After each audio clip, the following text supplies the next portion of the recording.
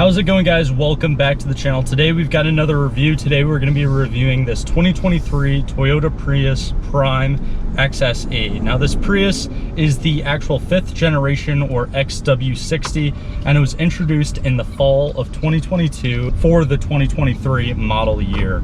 And when this Prius was first introduced, it really took this kind of automotive industry or automotive world by storm because of just how well it looked and also how well it felt to drive. Now we're going to get more into that in a bit, and I'm going to talk about the pros and cons and things I like and dislike about this new Prius. So definitely make sure to stick till the end. But before we even get into this video, I definitely want to give a huge shout out to Sansone Toyota on Route 1 North in Avenel, New Jersey. I'll leave their website linked down in the description below if you want to check them out. They have a wide variety of pre-owned vehicles such as this Prius and brand new Toyotas. So huge shout out to them. Now when this 2023 Prius was brand new, the initial MSRP was right at $35,600 with this specific trim. This one is actually finished off in the kind of metallic silver paint color, which is actually one of 6 different exterior color options for this new Prius. I definitely really like this spec. I mean, just on the outside, yes, you have that like kind of metallic silver finish there, but also the interior is finished in this like black leather, but there's like red accents all the way around. So like there's a big like red accent beam kind of running across the front of the interior, and that covers both of like the AC vents, and then also on the seats there's a little bit of red leather as well. So I definitely really like that combo. Now this new gen of the Prius is a hybrid platform. However, the internal combustion engine that's mainly powering it is a 2-liter double overhead cam 4-valve per cylinder naturally aspirated inline-4 engine. Its EPA rated fuel economy for the engine alone is right around 50 miles per gallon during city driving and 47 miles per gallon during highway driving, for a combined average of 48 miles per gallon. However, its EPA MPG, which is essentially the entire thing put together, you know, including the hybrid system with its electric motors, that is actually rated at 125 miles per gallon during city driving and 103 miles per gallon during highway driving, for a combined average of 114 MPGE, which is extremely impressive. Yes, it is a Prius, yes, it's a hybrid, but just for the different cars that I guess would be in this Prius's class, like it's for its competitors, I certainly think that it's very, very damn impressive. Also, I recently just did one of Sansone's new 2025 Camrys, and I thought it was weird how basically for these hybrids, you know, this estimated city miles per gallon is actually higher than the estimated highway. So unfortunately my GoPro actually overheated while doing this video, so I kind of basically did the whole video and completely forgot it cut out halfway through. So I did reposition it, and I do have the AC kind of bumping right now. I don't know how that's going to affect the overall audio for the rest of this video, so I do apologize in advance.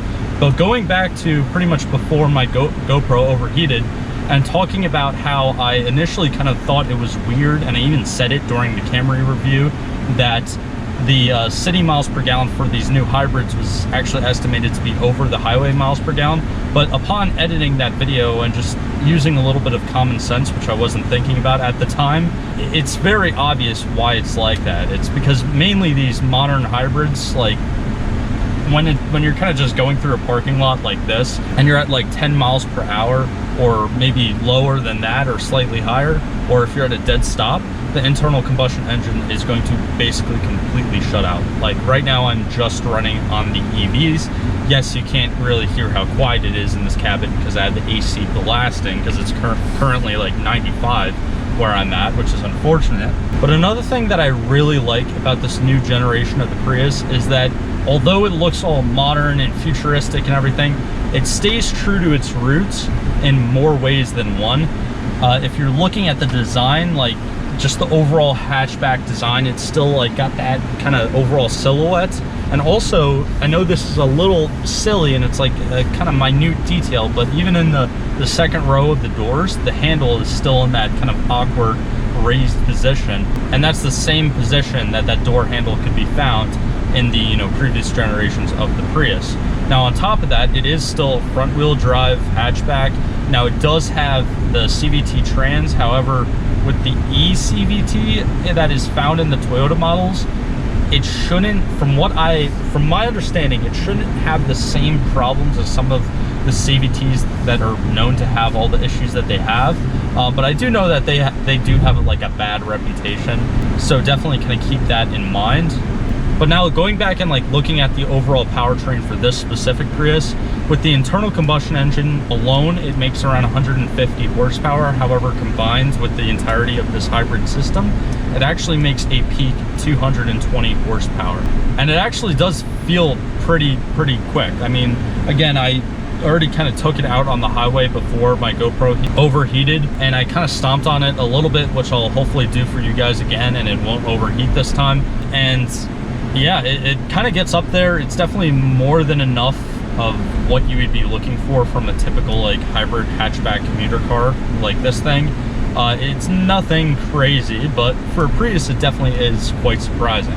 Now this Prius does have a all-electric range of around like 40 to 50 miles, which is definitely kind of on the higher end, especially when you look at some of like the older hybrid systems that you can see in other models. I know I did a review on an Audi e-tron that was a 2016 model, and that thing only had like 20 miles pretty much, and it was actually less than that when you were actually driving it. And for the fastest possible charge time for this new Prius, you're looking at roughly like 10 miles per hour during charging. So for a full charge, it's going to take you 11 hours at 110 volts or 4 hours at 220 volts.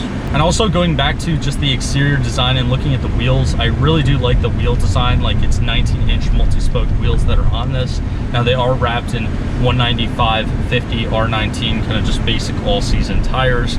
And then now looking in this infotainment system, you do have standard, the 8-inch infotainment system. However, you can basically spend more money and buy for the 12.3-inch screen, and this one actually does have the 12.3-inch screen. It's the same one that was in that 2025 Camry that I just did a review on my channel, and I really like it. It's very seamless. That's one thing that I love about modern vehicles, are the huge kind of touchscreen infotainment systems, because you pretty much have everything on there. In essence, it kind of saves space and saves some of the confusion with all the different buttons everywhere.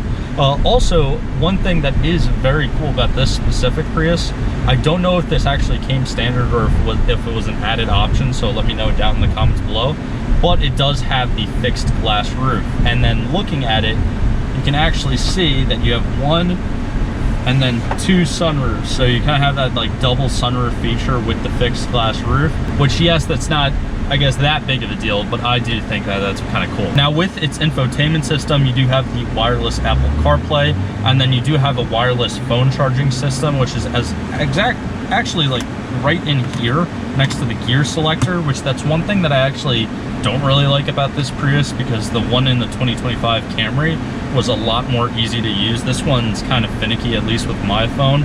And then also the gear selector, I don't really like it as well. I definitely like the gear selector layout for the new Camry much more than this. It's a little bit weird, a little bit getting used to, but now that we're on the highway, we have no one in front of us, no one behind us, and stepping on it from 20, it definitely gets up there. Now I'm glad I was able to show you that without my GoPro overheating, but for the rest of this video, I'm gonna turn the AC off.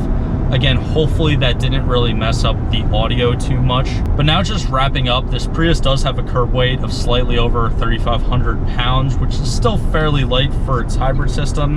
And I say that because, again, you have to take into account all the different electronics that are going to be weighing it down. So it's kind of heavy for its size, but it's not that bad for a hybrid.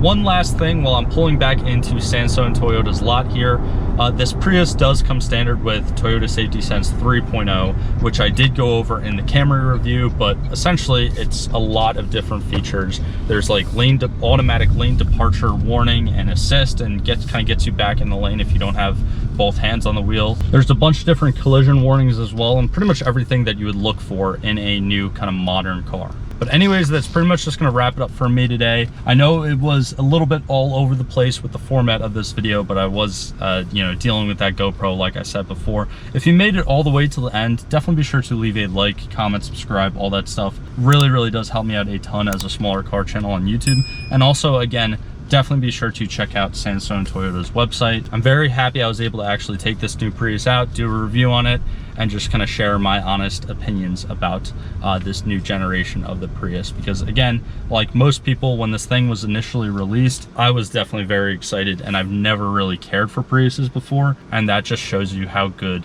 this new generation is. But anyways, again, that's pretty much just gonna wrap it up. I hope you all have a great rest of the day, and like always, I'll see you guys in the next one.